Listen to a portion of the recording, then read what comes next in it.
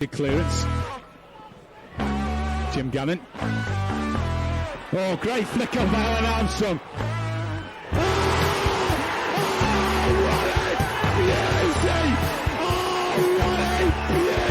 Piece against Bradford, but here's Warburton! Yes! Oh! And trying to manufacture the shot, gets it away, yeah! Not got it clear. Please, sir! It's a cracker! Running Armstrong, played in the game, and a superb goal!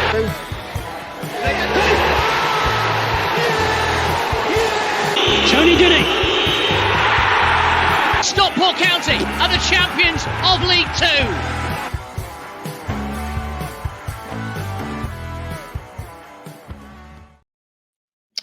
Hello and welcome to a special opposition preview edition of the Carabao War with me, Russ Johnson. I'm delighted to be joined by Mark from the Blackburn podcast. But we'll talk about your podcast in a second.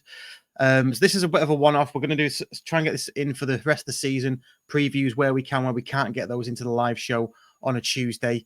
But yeah, Mark, pleased to have you on, mate. How are you?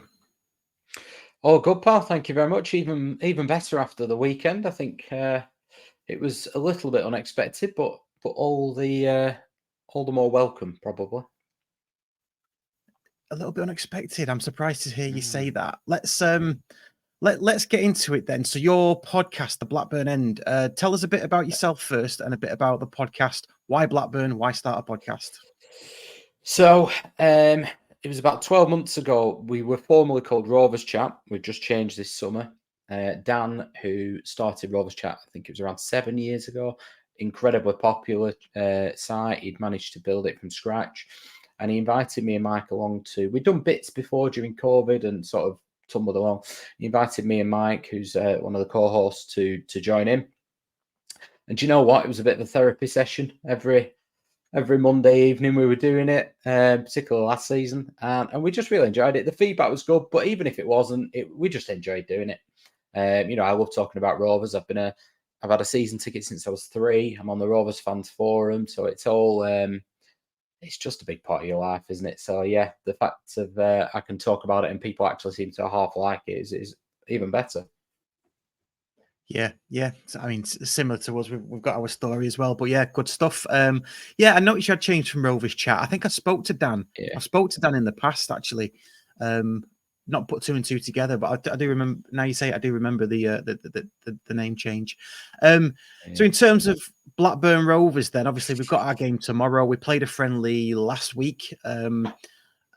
What's happening with the club at the moment? I know the Venkies, I think, are still there. Are you in a good place? Are you in a bad place? Are they liked or are they not liked? Give us a brief overview where that is at the moment. I mean, very briefly, obviously, Venkies took over. We were formerly owned by Jack Walker, and Jack Walker passed away, and it was the Jack Walker Trust. And it came to a point where the Jack Walker Trust were not putting money in; they were loaning money. It was about $3 million a year, and the club were paying it back through sales of Roque Santa Cruz and people like that at the time. So it needed to be sold, and the Venkies family took it over. They were saying that they will continue it. They'll put around $5 million a year. But as it transpired, Jerome Anderson, allegedly, we should probably add in here, was a football agent. He brought Venkies to the club, and he was also acting for the club.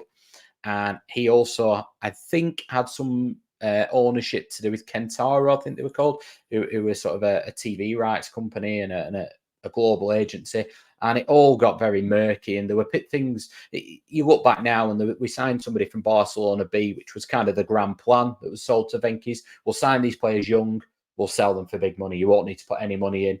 I think they were initially looking to bring the brand over to England to almost rival KFC.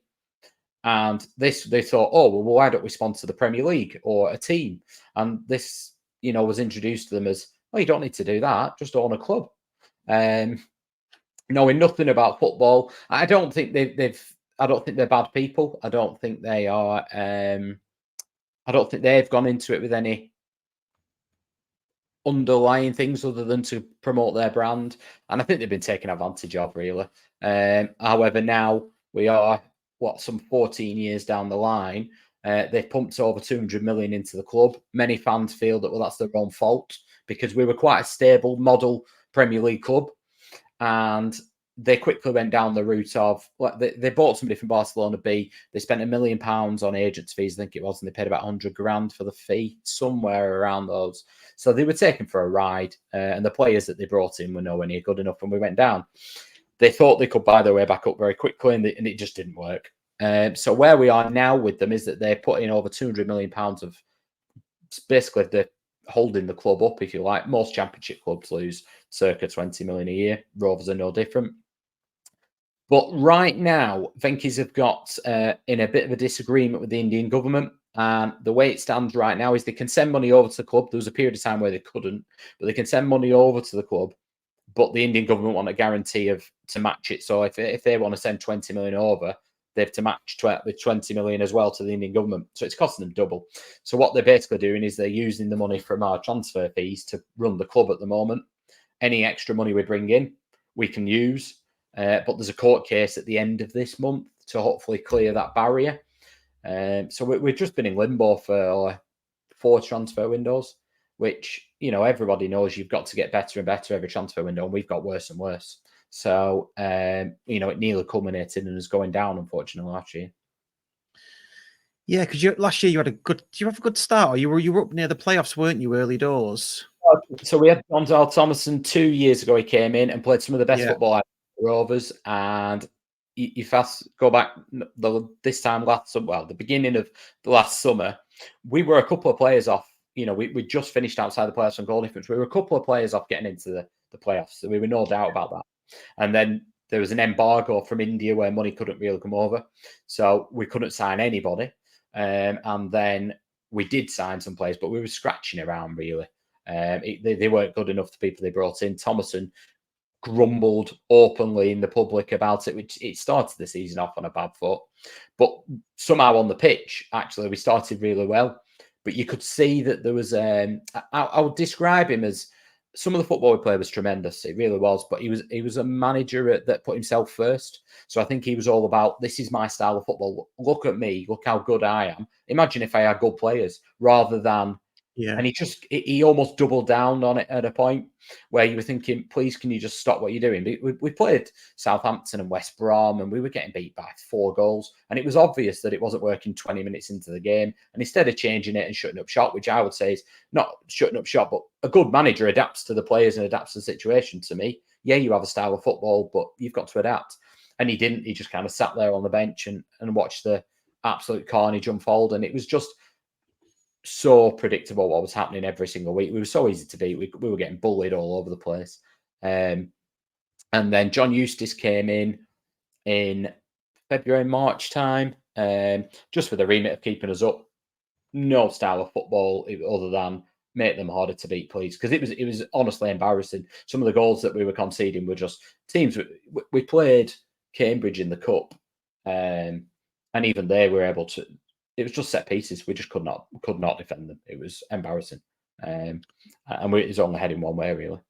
Yeah, so it kind of makes more sense your opening gambit now of being surprised at the 4-2 win against Derby on Friday. Yeah, I think personnel wise, we I think we've got better individuals than Derby, but we are very light in the squad at the moment. John Eustace, we've no idea what style of football he's going to play really. Last season, it was very much do not lose. That was literally how he approached every game. And the worry was that he might carry that on, and that might be John Eustace. It doesn't look like that right now. And we have brought in a very quick rush, we've brought in 5 players. But we've kind of gambled on a few of them, I think. I think there's Ohashi who's come in. He's got a great chip. And Gay who's coming up front. They both have the potential to be excellent championship players when you look at them, but equally they could just completely flop, and that's kind of where we're at the moment. But we are 3 or 4 probably starting players, I would say, or certainly challenging for starting positions short of being a good championship team.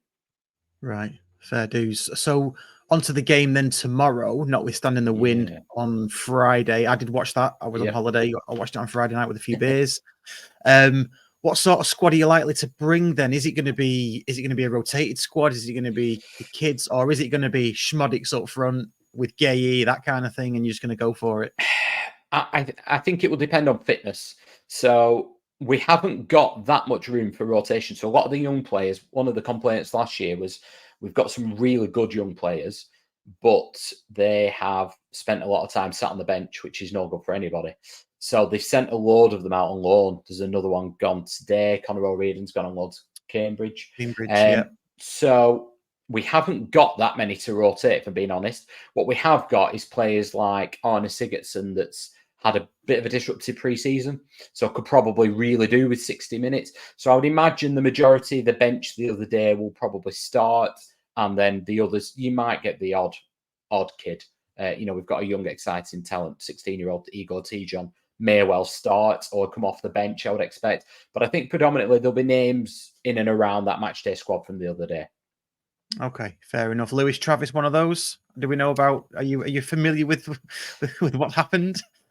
Well, I'm very familiar with Lewis Travis, and it's not the first time that he's become I think he loves being a pantomime villain. Some describe him as a poor man's Robbie Savage, if I'm being honest, but that's harsh because Robbie Savage was a decent footballer. I will stick up for Robbie Savage. Lewis Travis probably will play, if I'm being honest. Probably more so just because he'll love to get some stick, so he'll stick his hand to play. I mean, I know Dan said it on when he appeared on your podcast. It's like, I think Crystal Palace fans have been more in uproar about what Lewis Travis did to Adaramola than maybe we have. But yeah, not do you great. know what? As a youngster, he came in. I remember a pre-season friendly, and he was just starting to get around the first team, and he wanted obviously to make a mark. And we played Everton in a pre-season game at home, and Leighton Baines had just come back from a horrific injury, and he absolutely cleaned him out. And that was one that I thought, that's disgusting. The one the other day, I'll be honest, I was on holiday, so I've seen the clip. It didn't look horrific in the clip. I mean, it looked unlucky that the lads got injured, but it looked unnecessary, particularly the second swing. Yeah, I think that's the general consensus. Is this the second swipe was unnecessary? I think Adaramola has been unlucky that his foot was planted. I think when sort of Travis has done that second swipe. So unnecessary in a friendly, I think. So, but again, pantomime villain. He's probably going to get roundly booed. So we all, I don't know. We all have a shit house, don't we, when they're playing for us? So there's nothing unusual there, Travis. If he's not getting booed at the beginning, he will be by the end. So fair play. Apart from the obvious, then, the obvious for me is probably Schmodics. I hope I've pronounced that correctly. Who else are we looking out for? Is Weimann? I know Weimann's a new recruit. Is he? Yeah, he is. So Weimann's only been with us a couple of weeks. I think he's a really shrewd signing. So we lacked a lot of experience last year, and he already came. I mean, he came on. It was his first second touch, and he scored. I think he's somebody that will come on and just that experience in the final third, just make those right passes at the right time. I don't think he's going to play 46 games, but yeah, he could well. It'll depend on fitness. I'll be honest, I couldn't see Sammy Schmodics being anywhere near the matchday squad. Obviously, it's well rumoured that he's heading to Ipswich. More than likely, they're haggling over 500,000 is the rumour. He came off the bench the other night, but he's not really been training with the squad. I think that a Carabao Cup game will be seen as unnecessary for a risk. I would say Arne Sigurdsson would be the one. He's an Icelandic international. He played for CSKA in Moscow, scored at the Bernabeu in the Champions League, came to us last year with no pre-season and injured. He has the potential to be a real match when he's one of them that you watch and you just, when somebody's got that little bit more quality than everyone else on the pitch, but he didn't do it anywhere near enough. Now, whether that was fitness last season, whether the English football doesn't quite suit him, we're not quite sure yet, but he's certainly got talent, and I would expect it's August, the weather will be nice, the pitch will be nice. I think he's one that you could go, bloody hell, he looks a good player. But then equally in November, you could wonder where he is. Yeah, okay. Well, to look out for then. You, I won't say let him go, but Wharton moved on to Crystal Palace. Have you filled that gap? I think you'd struggle to fill the gap of Adam Wharton. It's a difficult one, really. Obviously, everyone's seen plenty of Adam Wharton now. He's a tremendous footballer, and he'll look better in the better teams that he plays in, the further up the ladder he goes. I think in our team, it's not like Smodic's going in, you've got to find 30 goals. He's a tremendous footballer, don't get me wrong, and he moves the play so quickly and gives you that counter attack. But it's probably easier in some senses. You're not going to replace him like for like, but to replace him with a decent championship midfielder. We've got Sondre Tronstad in there, and Travis has come back from loan. The one that Rovers fans point to is a young lad, well, he's not young anymore, called John Buckley. He was a really promising player before Adam Wharton. Really good footballer, always seems to have time on the ball. And he really faded away under Thomas, and his confidence got shot. Under Mowbray, he was a key footballer. He was playing in number 10 position at times, dictating play. Everything went through him. And he's fallen off a cliff. He went to Sheffield Wednesday and couldn't get a game. So I expect him to start. And he's somebody that Rovers fans really root for, that he's a real fan favourite. But his confidence has just absolutely disappeared. So he could be the one that would not like for like, but a similar sort of mould. But I think Eustace wants more of that solid base. So I think Tronstad and Travis will be the two that move forward this season, really. Fair dues. Okay, last bits then before I ask you for a prediction. What do you know about Stockport County? Well, Stockport County, my first memory of Stockport County was beating us at home, I think. Ray Harford had taken the reins in the Coca-Cola Cup. I think Tim Sherwood scored an own goal. I remember that. Yeah. I seem to remember us being in Division 1. I think Aaron Wilbraham's cut in from the right-hand side and scored a left-foot screamer, and you beat us. So I don't associate it with the best of times, if I'm being perfectly honest. But yeah, I was watching the montage just before obviously we came onto the studio, and I remember quite a lot of them goals. Andy Priest, I remember, quite a lot of the footballers. The fact you've got Matt Jansen, who's my one true love, involved in the club is another massive plus. So yeah, in terms of Stockport, it's obviously it's a local club, isn't it? And it's nice to see local clubs doing well again, really. Yeah. No, we have got a. I think you're probably forgetting all the times you have beat us. I think you beat us more than we've beat you in the past.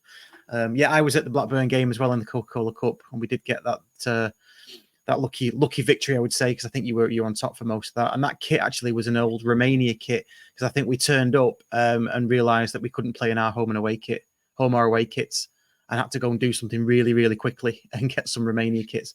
Might not have been on the day, actually. It might have been a few days ahead, but we had to do something pretty quickly. And those kits now go for thousands because they're just one-offs. So there you go. In terms of danger players from our perspective, do you know any of our players that could potentially give you a bit of thinking to do tomorrow night? I think the obvious one's probably Louis Barry from our perspective. I would say lots of potential. Whether he does it consistently enough at this level yet, I don't know. I think that's probably, you'll know better than me, but I would say that's probably the doubt. It'd be interesting to see how he does against a championship level defence. I think what will happen, if I'm being honest with our defence, I don't think there'll be loads of rotation, but you may well see a defence of Cal McFadden and Danny Bath, so it'll be very experienced. So that'll be interesting how he does against them. You would imagine they'd probably smother him, but if he does well against them, I think that'll be a good marker for him. Yeah. And well, there's I don't say rumours, but Challen has come out and said that it's going to be a heavily rotated squad, so Barry might not even play. Right. It's looking like we're going with the kids. Okay. So we'll see how that pans out. But yeah, no, Louis Barry's the name on everybody's lips at the moment, it seems, which is good for us. Final thing then, I'll press you for it. What do you think the score's going to be?